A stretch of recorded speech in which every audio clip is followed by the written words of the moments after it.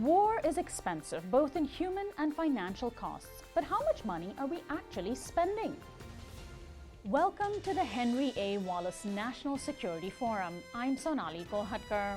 The financial costs of the U.S.'s wars are discussed in numbers so big, it's hard to wrap your head around them. And it's not just the cost of deployments and weapons, but the long-lasting costs of veterans' care that many policymakers don't take into account. Linda Bilmes is the Daniel Patrick Moynihan Senior Lecturer in Public Policy at Harvard University and co-author of The $3 Trillion War, The True Cost of the Iraq Conflict. She now joins me to dive into these numbers. Welcome to the program, Linda. Thank you very much. Well, first, when politicians tell us how much a war has cost taxpayers, do they tell us everything? Are there hidden costs that we don't usually see in obvious ways? Well, there are a number of ways of tracking costs, and what Congress currently votes on are simply the short-term upfront costs of fighting a war. So that means the military forces and weapons used at the moment. But there are very extensive long-term costs, particularly the cost of caring for veterans. And veterans' costs actually go on for a very long time.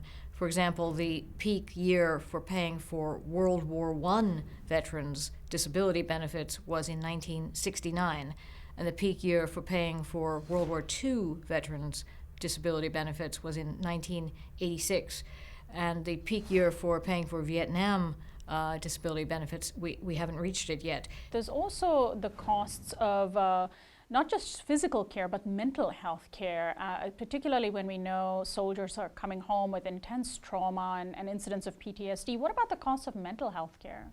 During previous wars, those who have returned have had mental health issues, and we heard about shell shock after World War I, for example. But what's different this time is that you have a much, much larger number of troops who are returning, who are survivors. Roughly speaking, of the half of veterans who have come home and been approved to receive disability benefits to date, about a third of them have been diagnosed with mental health conditions. What about the loss of productivity from disabled veterans returning home, both to the U.S. economy and also to individual families where a main income earner might lose their income because of disability? There are many costs that are actually borne by individuals or by communities or by families. So, for example, many of those who have fought in the current Iraq and Afghanistan conflicts have been drawn from the reserves and from the National Guard. And many of these were self-employed or were mid-career individuals who had to leave their jobs. They came back over the past few years when the economy was very bad and their jobs were no longer there or their small businesses went under. Now, in the case of disabled veterans per se, those who are seriously disabled, in at least a third of the cases, there is an individual in the family, a parent or a spouse or someone in the family who leaves their employment or leaves their full-time employment in order to become a caregiver. And all of those are costs. They're real costs. They're just not costs that the government pays. And so the government doesn't actually calculate them. What about the other aspect of the costs of war that aren't taken into account, which is increasing interest payments on the monies that we borrow to pay for war? The question of how we finance a war is a very important question. In previous wars, as well as during the Cold War, taxes have been increased, and there have been a series of current use methods of financing which have contributed to the way that we've paid for war.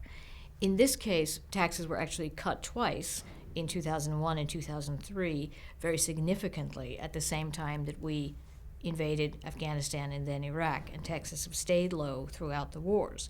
So that means that the entire $2 trillion or so that has already been spent has been borrowed, which means that we have to repay that money with interest.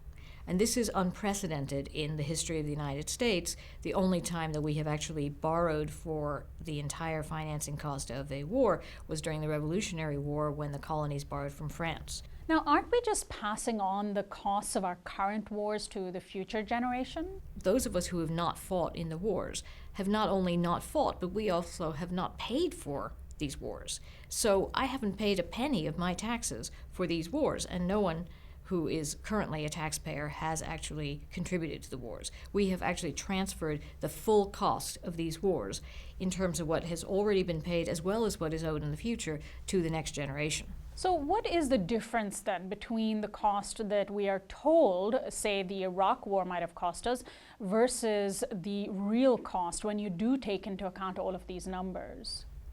Well, if you look at the top line costs of actually fighting the wars up until now, it's somewhere between $1.5 and $2 trillion in the way that the government counts it. But if you include the long-term veterans cost and economic cost and the structural increases in the Defense Department as a result of the wars, it's somewhere between $4 and $6 trillion. Are there secondary impacts to the U.S.'s economy from waging the war that we're also not accounting for?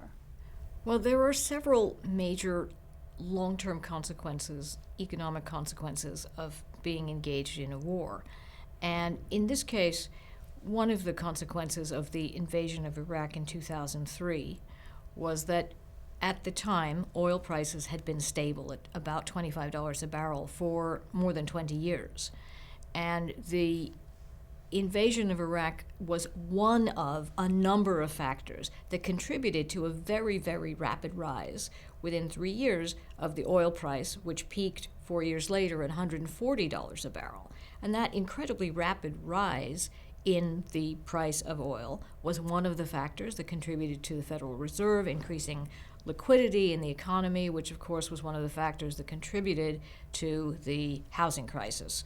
It's difficult to say that they're causal because there are many factors that are involved, for example, in the price of a barrel of oil. It's a combination of supply and demand. There are short-term and long-term issues. But there's no doubt that at the time that we invaded Iraq, one of the contributing factors to the very rapid price in oil was the U.S. invasion. And I think that the general transfer of a huge amount of resource into a war economy, of course, is less productive than taking $2 trillion and investing it in those things that have a greater multiplier for the United States, for example, infrastructure and education. Now, let's talk about the military's budget. When the Pentagon requests funding, we get the sense that they never feel like there's enough funding, that the Pentagon always needs more funding. And yet, in those funding requests, we don't account for the hidden costs that we've just been discussing. How can more awareness of these hidden costs be a way to argue that we shouldn't be diverting so much of our money into wars and more into those constructive things you were just saying? War spending is extra to the basic Pentagon budget. So in addition to the $2 trillion that we've spent on the war so far, and in addition to all of the accrued veterans cost, trillions of dollars that are still payable, we also have $1 trillion in the base budget of the Defense Department. It is very, very difficult to actually look at the Defense Department budget. It actually has flunked its financial audit every year for the past 20 years, and it's the only department in the U.S. government that routinely flunks its audit. So you can't really look at it in terms of the financial structure of where money goes. It also doesn't do a robust cost accounting, which means it's very difficult to untangle where all of the money actually goes in terms of the different activities, because the costs are buried in thousands of line items in a very, very large and cumbersome budget. At the same time, the Defense Department has actually advocated a number of cuts that Congress has not been willing to grant them. So you have the combination of a very poor accounting system, a very poor system of budgeting, enormous amount of complexity, a lack of cost accounting, and a lack of willingness in Congress to go along with cuts even where the Pentagon actually has itemized them. Linda Bilmes, thank you so much for joining us. Thank you. On the next episode of the Henry A. Wallace National Security Forum, Noam Chomsky will help us answer the big question: why does the United States seem driven to create an empire? Expansion is the path to security. If you want to be secure, you have to control everything else. These are the standard views of what are called statesmen, people who are committed to defending and expanding powerful interests, powerful dominant domestic interests. And that leads to the thrust for empire and the justification of that thrust as defensive.